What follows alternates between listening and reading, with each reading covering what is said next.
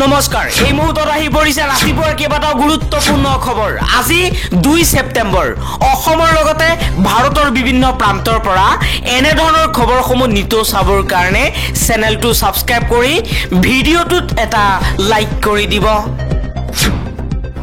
এই মুহূৰ্তত দৰাই আছো এটা গুৰুত্বপূৰ্ণ খবৰ জমিয়ত উলেমা ই হিন্দে ভয় নকৰে মুখ্যমন্ত্ৰী হিমন্ত বিশ্ব শৰ্মাক কাৰাগাৰলৈ যাবলৈ হাজু জমিয়ত উলেমা ই হিন্দৰ নেতা কিন্তু ন্যায়ৰ বাবে যুঁজ কেতিয়াও ত্যাগ নকৰে অসমত উপস্থিত হৈ এই মন্তব্য কৰিছে জমিয়ত উলেমা ই হিন্দৰ মুৰব্বী মৌলানা মেহমুদ মাদানীয়ে হিমন্ত বিশ্ব শৰ্মা জমিয়ত উলেমা ই হিন্দৰ নেতা মৌলানা মেহমুদ মাদানীক লৈ কেইবাটা মন্তব্য কৰিছে হিমন্ত বিশ্ব শৰ্মাৰ মন্তব্যৰ পাছতেই জমিয়ত উলেমা ই হিন্দৰ নেতা মৌলানা মেহমুদ মাদানীয়ে কৈছে যে আমি হিমন্ত বিশ্ব শৰ্মাৰ ৰঙা চকুত ভয় নকৰো আমি কাৰাগাৰলৈ যাবলৈ হাজু কিন্তু ন্যায়ৰ বাবে যুঁজ কেতিয়াও ত্যাগ নকৰো পৰৱৰ্তী খবৰ 2026 চনত পতন হ'ব হিমন্ত বিশ্ব শৰ্মাৰ চৰকাৰৰ তাৰে নমুনা এতিয়া দেখা পোৱা গৈছে ৰাজ্যৰ ইমূৰৰ পৰা সিমূৰলৈকে প্ৰতিবাদত নামি পৰিছে বিজেপিৰ কৰ্মকৰ্তাসকলে প্ৰতিবাদত নামি পৰিছে 2026 চনত অসমত গৌৰৱ গগৈৰ নেতৃত্বত কংগ্ৰেছে চৰকাৰ গঠন কৰাৰ উমান পাইছে বিজেপিৰ প্ৰতিবাদৰ পৰা কোন শাসকীয় কোন বিৰোধী কনফিউজ হৈ পৰিছে সম্ভৱ বিজেপিয়ে পৰাজয় নিশ্চিত বুলি অনুভৱ কৰিব পাৰিছে কি কৰিব পাপৰ ফল ভুগিবলৈ হাজু থাকক বুলি মন্তব্য কৰিছে বাণী কুমাৰ দেৱ শৰ্মাই কৈছে যে 2026 চনত বিজেপি চৰকাৰৰ পতন হোৱাটো নিশ্চিত আন এটা খবৰ টি20 আন্তঃৰাষ্ট্ৰীয় ক্ৰিকেটৰ পৰা অৱসৰ ঘোষণা কৰিছে অষ্ট্ৰেলিয়ান ক্ৰিকেটাৰ মিচেল ষ্টাৰ্কে পৰৱৰ্তী খবৰ জিএমচিএইচৰ নৱজাতকৰ মৃত্যুৰ বাবে দোষী সাব্যস্ত কৰা হৈছে দুই চিকিৎসকক ডাক্তৰ ঋষিকেশ ঠাকুৰীয়া আৰু ডাক্তৰ পূজাক ছমাহৰ বাবে বহিষ্কাৰ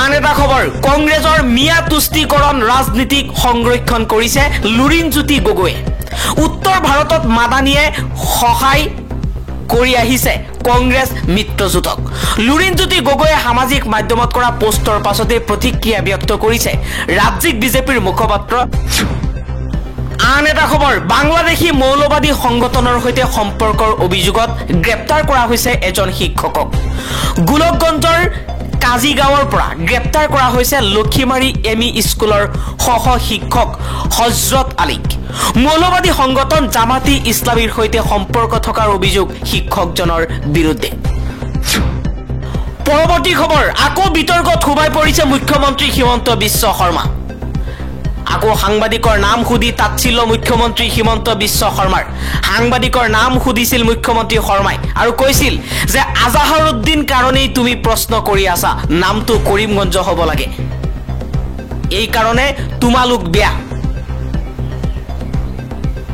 বৰাক উপত্যকাত গৈ পুনৰ সাংবাদিকক এইদৰে তাৎসিল্য কৰিলে মুখ্যমন্ত্ৰী শৰ্মাই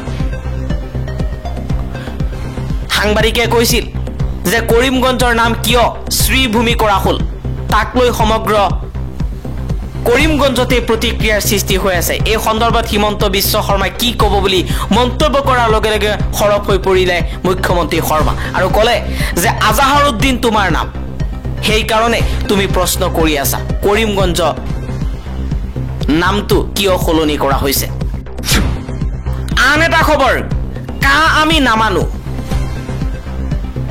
কলৈ গ'ল এই হুংকাৰ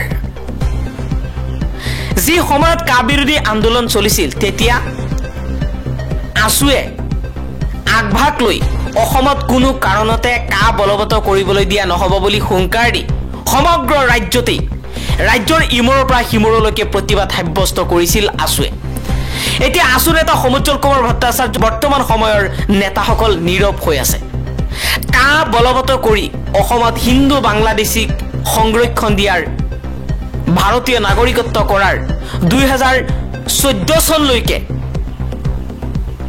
হিন্দু বাংলাদেশীসকলক গ্ৰহণ কৰাক লৈ এতিয়া নিমাত হৈ আছে আছু। আন এটা খবৰ, ৰাজনৈতিক নেতাক লৈ এইবাৰ ডাঙৰ মন্তব্য কৰিছে নীতিন গাডকাৰীয়ে। পৰিবহণ মন্ত্ৰী নীতিন গাডকাৰীয়ে কৈছে, যিয়ে মানুহক মূৰ্খ সজাব পাৰে তেওঁই শ্ৰেষ্ঠ নেতা। অকপট মন্তব্য নীতিন গাডকাৰীৰ। ৰাজনীতিৰ জগতখন বৰ আমোদজনক। নিৰ্বাচনৰ আগতে আমাৰ মানুহে প্ৰাৰ্থীৰ আশ্বাস আৰু প্ৰতিশ্ৰুতি শুনি দিন পাৰ কৰে। নিৰ্বাচন পাৰ হলেই প্ৰকৃততে কিমানখিনি পূৰণ হয় তাক লৈ প্ৰশ্ন উত্থাপন হয়। দল যিয়েই নহওক কিয় প্ৰকৃত ছবিখন সলনি নহয়। কিন্তু কোনো ৰাজনীতিবিদে কেতিয়াবা এই সন্দৰ্ভত ৰাজহুৱাভাৱে মুখ খুলিছেনে বুলি সুধিলে বহুতেই উত্তৰ বিচাৰি নাপাব। এই ক্ষেত্ৰত নীতিন গাডকাৰী অলপ ব্যতিক্ৰম। সোমবাৰে এক অনুষ্ঠানত ভাষণ দি তেওঁ কয় যে ৰাজনীতিৰ জগতখনত সঁচা কথা কোৱাটো কেতিয়াও কাম্য নহয়। নীতিন গাডকাৰীয়ে লগতে কয়, আমি বাস কৰা পৃথিৱীখনত অন্তৰৰ পৰা সঁচা কথা কোৱাত নিষেধাজ্ঞা আছে। মিছা কথা কৈ বাৰে বাৰে মানুহক মূৰ্খ সজাব পাৰিলেই শ্ৰেষ্ঠ নেতা হ'ব পৰা যায়। গাডকাৰীৰ এই মন্তব্যৰ পিছতে দেশৰ ৰাজনীতিত অন্ধৰ মহলত স্বাভাৱিকতেই চৰ্চাৰ দুমুখা চলিছে। কাৰণ বিভিন্ন সময়ত নৰেন্দ্ৰ মোদীৰ জুমলাক লৈ বিৰোধীয়ে সৰব হৈ আহিছে। এইবাৰ কেন্দ্ৰীয় মন্ত্ৰীসভাৰ এজন গুৰুত্বপূৰ্ণ সদস্যৰ এনে ইংগিতেই মন্তব্য দলৰ পোষ্টাৰ বয়কো লক্ষ্য কৰি লোৱা হৈছে নেকি, সেই সন্দৰ্ভত জল্পনা কল্পনাৰ সৃষ্টি হৈছে। অৱশ্যে এইটো প্ৰথমবাৰৰ বাবে নহয়। ইয়াৰ পূৰ্বেও কেন্দ্ৰীয় মন্ত্ৰীগৰাকীৰ পৰা এনে ইংগিতদায়ক মন্তব্য শুনা গৈছিল। পৰৱৰ্তী খবৰ, আফগানিস্তানৰ পূব প্ৰান্তত হোৱা ভূমিকম্পত এতিয়ালৈকে 800ৰো অধিক লোকৰ মৃত্যু হৈছে আৰু 3000তকৈও অধিক লোক আঘাতপ্ৰাপ্ত হৈছে।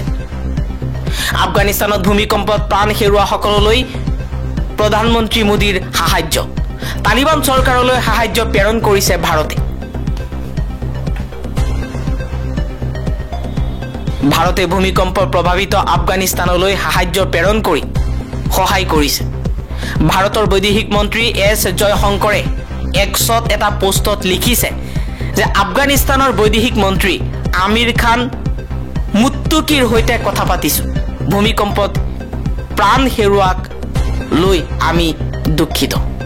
পৰৱৰ্তী খবৰ, 3000 বিঘা মাটি চিমেণ্ট কোম্পানীক দিয়াক লৈ গুৱাহাটী উচ্চ ন্যায়ালয়ত প্ৰতিক্ৰিয়াৰ সৃষ্টি হৈছে। ডিমা হাছাওত চিমেণ্ট কোম্পানীয়ে প্ৰতি বিঘাত 2 লাখ টকাকৈ 3000 বিঘা মাটি ক্ৰয় কৰিছে। উচ্চ ন্যায়ালয়ত এই তথ্য জনাইছে মহাধিবক্তা দেৱজিৎ শইকীয়াই। ন্যায়াধীশ সঞ্জয় কুমাৰ মেধিৰ প্ৰশ্ন, কেনেকৈ কোম্পানীয়ে 3000 বিঘা মাটি কিনিব পাৰে? সিলিং আইন কলৈ গ'ল? ডিমা হাছাওত চিমেণ্ট কোম্পানীয়ে প্ৰতি বিঘা মাটি 2 লাখ টকাকৈ 3000 বিঘা মাটি ক্ৰয় কৰিছে। আন এটা খবৰ, হাইড্ৰজেন বোমা আহি আছে। বিজেপিক উদ্দেশ্যি এই মন্তব্য কৰিছে কংগ্ৰেছ নেতা ৰাহুল গান্ধীয়ে। ভোট চুৰিৰ সন্দৰ্ভত হাইড্ৰজেন বোমাৰ বাবে বিজেপিক সাজু হ'বলৈ আহ্বান ৰাহুল গান্ধীৰ। বিহাৰৰ পাটনাত গান্ধী মৈদামত ভোটাৰ অধিকাৰ যাত্ৰাত এই মন্তব্য কৰিছে লোকসভাৰ বিৰোধী দলপতি ৰাহুল গান্ধীয়ে।